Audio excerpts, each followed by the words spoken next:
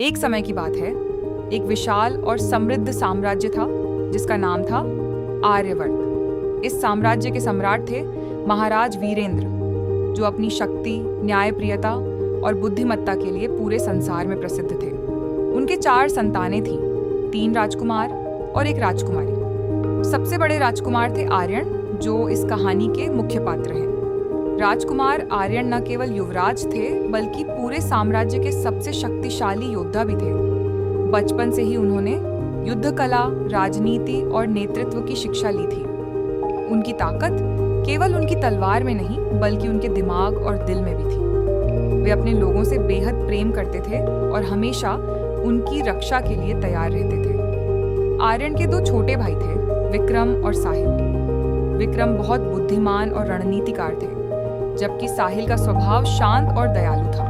उनकी एक बहन भी थी, राजकुमारी मीरा, जो अपनी सुंदरता और करुणा के लिए जानी जाती थी। चारों भाई बहन एक दूसरे से बहुत प्रेम करते थे और हमेशा एक दूसरे का साथ देते थे। आर्यवर्त में कई शक्तिशाली योद्धा और जादूगर थे, जो युवराज आर्यन के अधीन काम करते थे। इन योद्धाओं में सबसे प्रमुख थे सेनापति ध्रुव, जो अपनी अटूट निष्ठा और वीरता के लिए प्रसिद्ध थे। इसके अलावा राज दरबार में कई ज्ञानी मंत्री और रहस्यमयी साधु भी थे, जो साम्राज्य को और मजबूत बनाते थे। एक दिन उत्तर दिशा से एक भयानक संकट आया।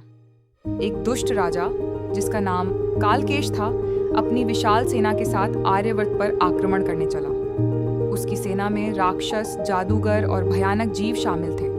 पूरे साम्राज्य में डर का माहौल फैल गया। महाराज वीरेंद्र ने तुरंत सभा बुलाई। सभी मंत्री और योद्धा एकत्र हुए। युवराज आर्यन आगे बढ़े और दृढ़ स्वर में बोले, पिताश्री, यह युद्ध मैं नेतृत्व करूंगा।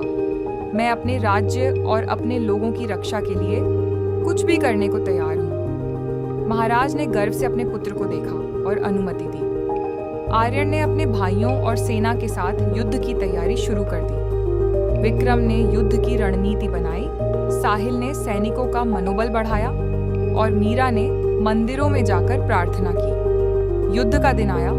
मैदान में दोनों सेनाएं आमने सामने थीं। आर्यन अपनी चमकती तलवार के साथ सबसे आगे खड़े थे। जैसे ही युद्ध शुरू हुआ, आर्यन ने अद्भुत पराक्रम दिखाया। उनकी तलवार की हर वार से दुश्मन कांप उठते थे। कालकेश खुद भी बहुत शक्तिशाली था, लेकिन आर्यन के सामने टिक नहीं पाया। दोनों के बीच भयंकर युद्ध हुआ।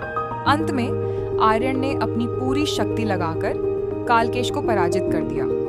उसकी सेना भाग खड़ी हुई और आर्यवर्त में फिर से शांति स्थापित हो गई। युद्ध के बाद पूरा साम्राज्य खुशियों से झूम उठा।